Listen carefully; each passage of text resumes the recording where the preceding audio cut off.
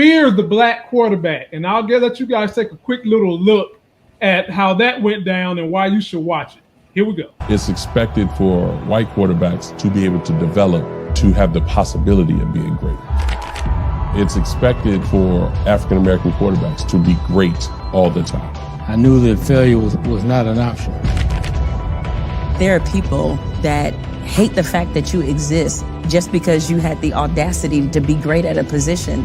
That's a lot to deal with.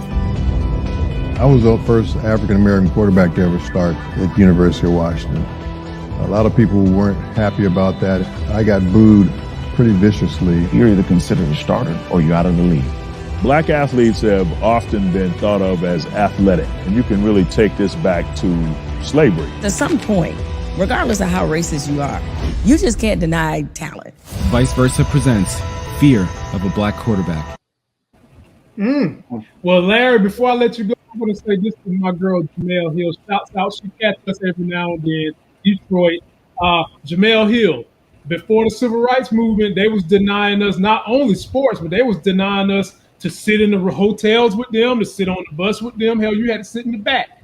And to this day, they keep trying to find ways to do that. And they're using the Supreme Court to do that, my sister, by making it tougher for minorities to vote. They're going to always try some shit. But Larry, the floor is yours.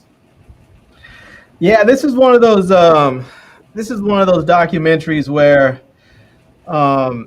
if you should probably watch something light before it and probably watch something light after it, at least after it, because it's one of those things. If you are, I mean, even if you're not a sports fan, it's an interesting documentary. But if you're a sports fan and a football fan and you watch this, it's just gonna make you mad. It's not like they're telling you things that you don't know, but they tell it in such a way that it illustrates just how extreme some of the things that we think we know truly were, and how vicious and vitriolic people are, towards black folks. That even when you are like, we often are thinking always, well, if you're great at this, if you're great at sports, people don't care because they just want to win. They put winning above all else.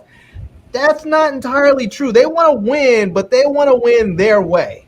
They don't want you to be quarterback. They don't want you to be the leader of the team. They want to win, but they want to win by putting you in some other position where they can have you banged around and catch a ball, but they don't want you out there directing traffic and leading the team and throwing. This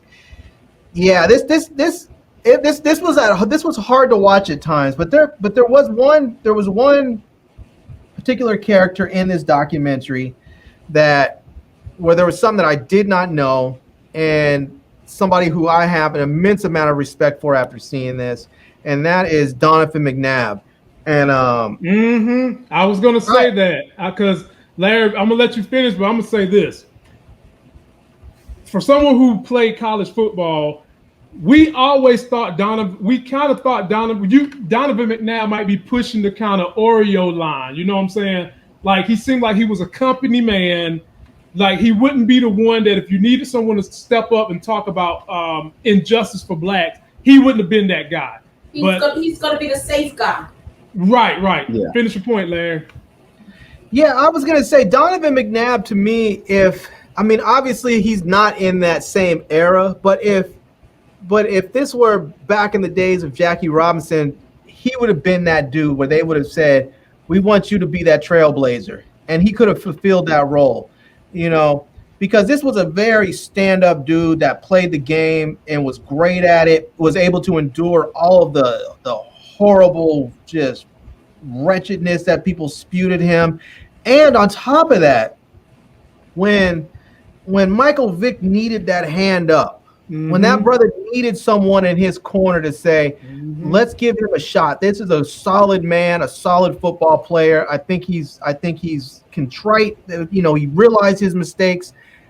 He went to bat for him. That's not something that black folks do often. So many times, black folks are afraid to step up and to recommend somebody for something as simple as a job or anything, because they're afraid, oh, well, if this person embarrasses me, if this person does something stupid or says something, they're going to embarrass me, and their failings are going to come back down on me.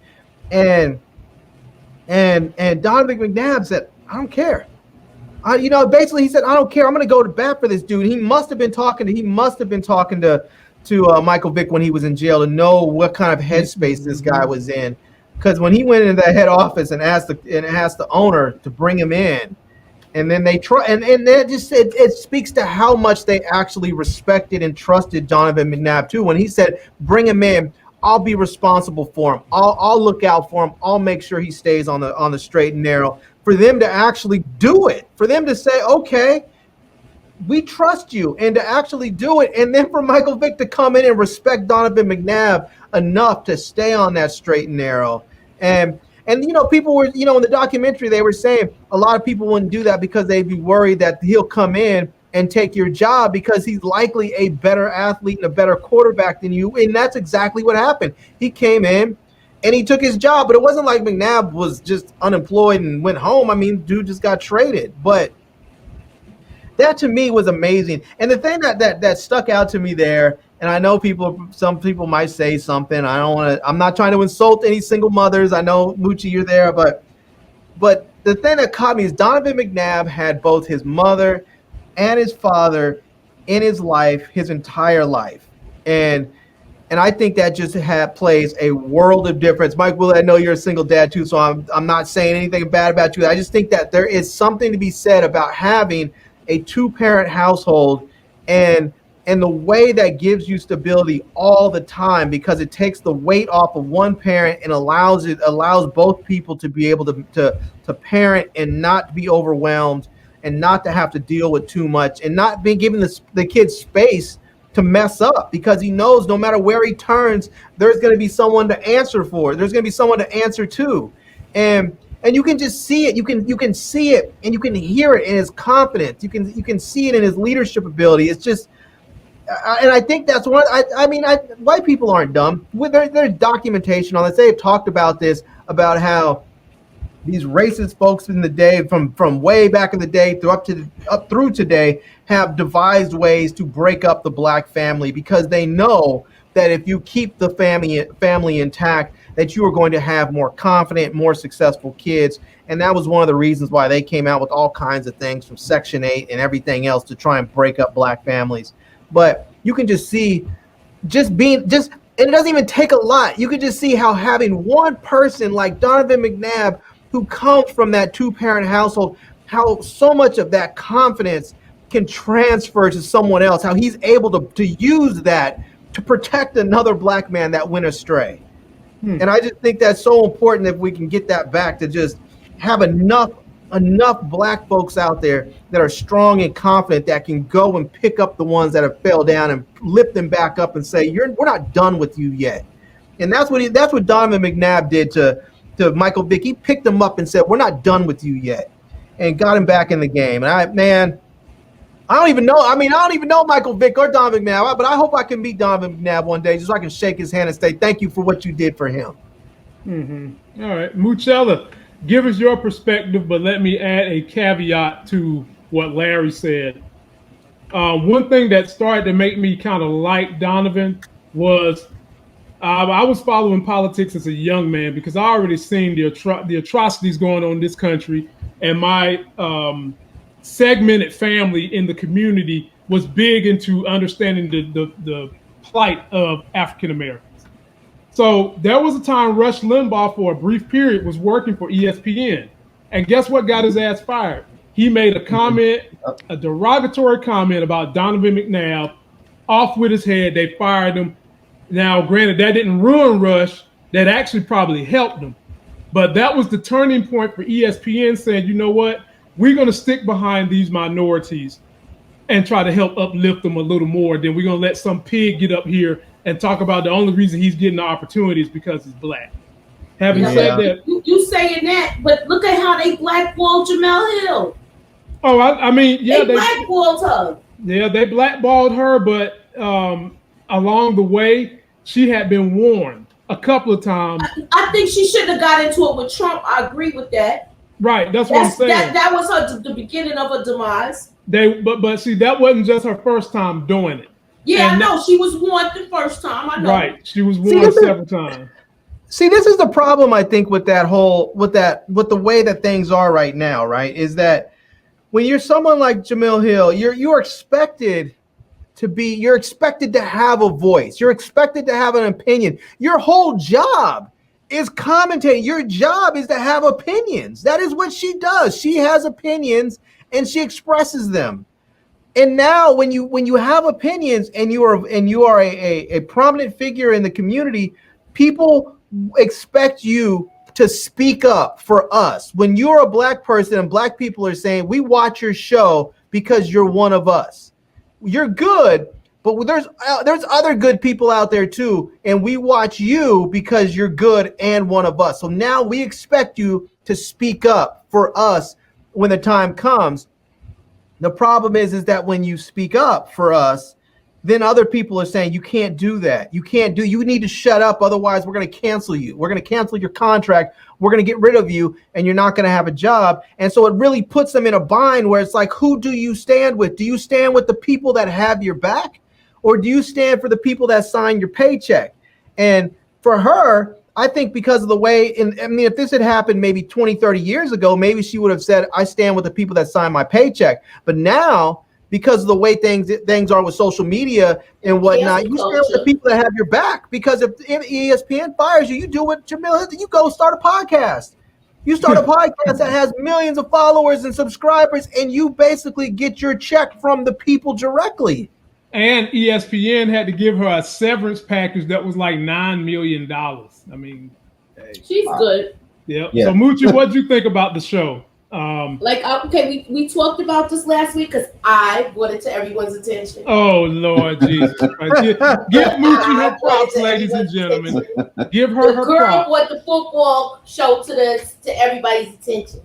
Anywho, I say that to say I really was open off of this because it just showed me the real deal with everything.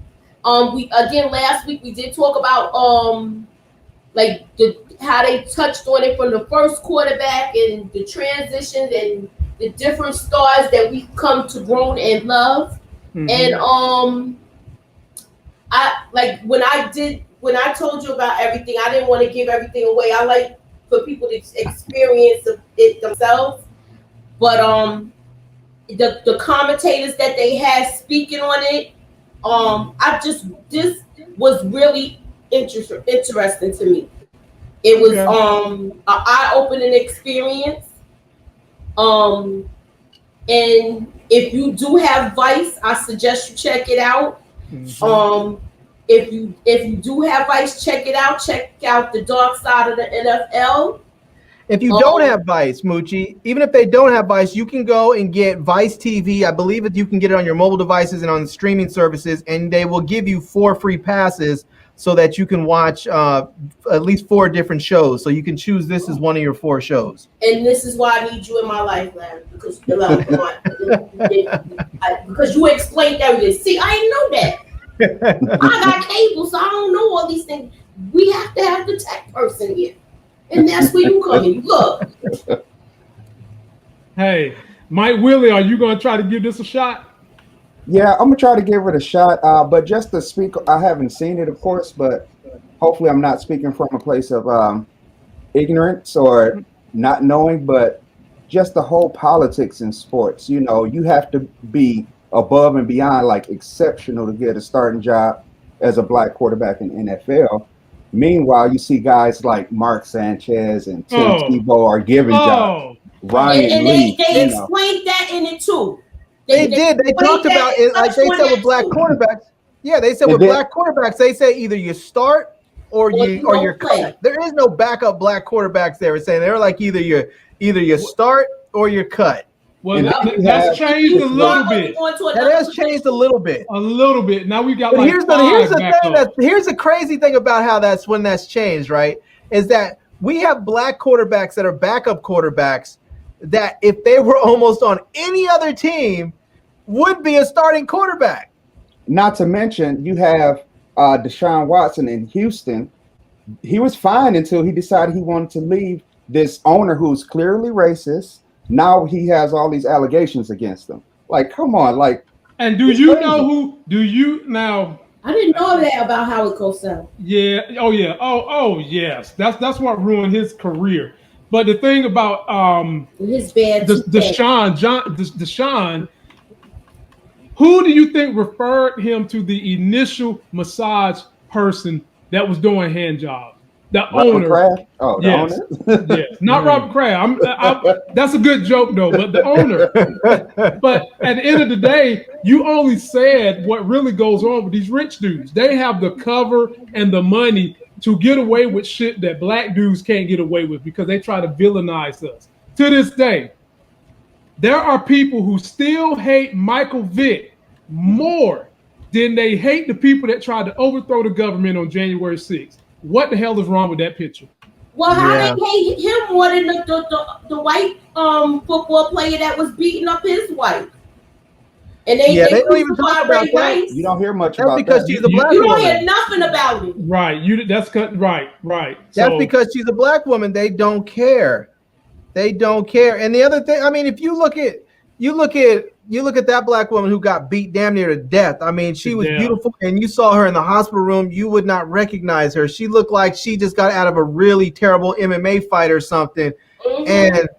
And then you have someone like Michael Vick who had a dogfighting place at his house. I'm thinking to myself, okay, I love dogs. I love myself a dog. I do. But dogs are not people. Nope. You know, dogs are not women. Rights.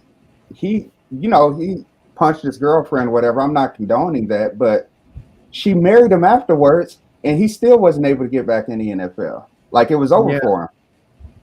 And she did. She even asked him, "Don't do this." She didn't even want to prosecute him. Right. Mm-hmm. Wow. It's just a double standard.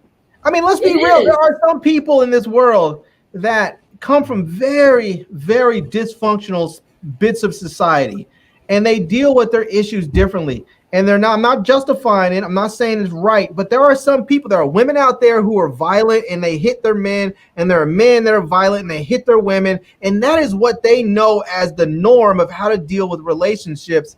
And on some level, when you say, okay, we are going to cut you off and we're no longer going to allow you to be employed because the way you live your life is different than the way I live my life, at some point it's just wrong.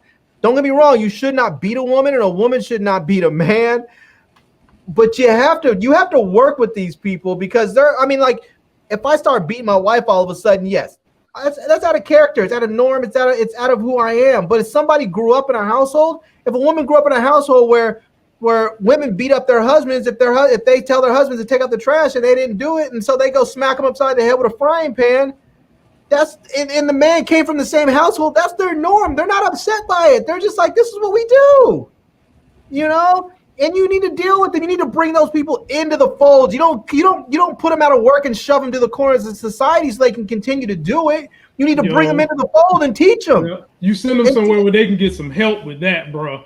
I mean, there's a whole lot of shit that people have in their home that are cultures that I might not understand and I don't want to see at work. So if they come to work and they, beating their man outside the parking lot and shit, I don't want to see that. And nobody wants to see that. And that's some shit you need to get fixed. You need to get it fixed. But you can't fix that if you shove them away. You can't fix it, but you're not having to deal with it at your job. Right, but then it's we're not the job. job. It's definitely not the job's responsibility to be trying to fix people unless it's somebody that is one of your higher ups, or you the type of person who, as an owner, you care about every one of your employees so much you try to fix all their issues. And let's just keep this thing real. The majority of people that own businesses in America are small businesses, and you can't afford to be fixing situations like that. No, I agree, but football teams are not small businesses. But I do agree with you that your workplace is not the place where those types of things are fixed. But the NFL and these teams are trying to act like they're more than just a game being played, like they are some sort of social, whatever. And if you're going to put yourself up and elevate yourself as some sort of, standard of social norms, then you have to teach the people that are falling short of those norms how to work and behave and act within the social norm. And if you just get rid of them and say you're not acting right, and we're going to shove you to the darkest crevice of society, then you can't expect anything to change. And when you get more great players that come from those bits of society, you can't expect them to come in and act right if you're not going to teach them how to behave and how to act within the parts of society that you want them to be in. It only works for that in the NFL or any major sport, Larry, if your talent supersedes your detriment. So if homeboy was that talented, if this was Tom Brady, we wouldn't be talking about it because Tom Brady still be playing right now. But dude wasn't that super talented. They let Michael Vick come back because he was super talented. Now they ain't give him the shot that he should have had, but he got a chance to come back. They ain't let Colin Kaepernick come back because his talent was kind of borderline. And I'm a fan of the social movement. But if Colin Kaepernick was as talented as Michael Vick or Tom Brady, they would have let his ass back too, even with him taking a social stance. No, I disagree. I think Colin Kaepernick was just as talented. I think they didn't let him back because he was just too dangerous. He was dangerous. He was dangerous, but he wasn't as talented as Michael Vick. Nah. I kind of disagree just a tad bit, Lamont, especially for that year where they cut him out because me being a statistician football watcher that I am, this guy threw 16 touchdowns to 4 interceptions, and then next thing you know, he doesn't have a job. They hiring guys that's working at the grocery store to play quarterback when this guy's just waiting to get picked up. Then they set a workout up where it basically was set up for him to fail. You know, it's just like, I don't know. And then like the Vic thing, it kind of makes me wonder, like, do these owners and people of that nature, like give black guys chances just because export entertainment is what America does best. We don't export much else, but entertainment is at the top of that list. So I ask you this, because me and Larry, we went on a rant about Tim Tebow ass left the NFL for 8 years and getting the homeboy hookup. This is nepotism. This is whiteitism. This is hand-me-down-tism. This is all the isms. This ain't no fun if the homies can't have none. His college coach gets an NFL job and brings Tim Tebow in to play tight end after. And I remember me and Larry talking about this. They always used to want the black dudes to change positions, right? And the black dudes like, nah, I want to play quarterback. And we talked, the teams and folks would talk to, oh, he's not a team player, yada, yada, yada. Okay. Then when white quarterbacks say, I don't want to change position, oh, he's passionate about his position. Why would he change position when he's been playing quarterback since the Pop Warner League and you would sweat them suck their penis? Okay. And that's exactly what the documentary covers. Right. Tim Tebow, when he was in the NFL, they wanted him to switch. He said, no, I'm a quarterback. He ain't cut the mustard, right? 8 years later, his ass is back in the NFL, and they got him in there as a tight end.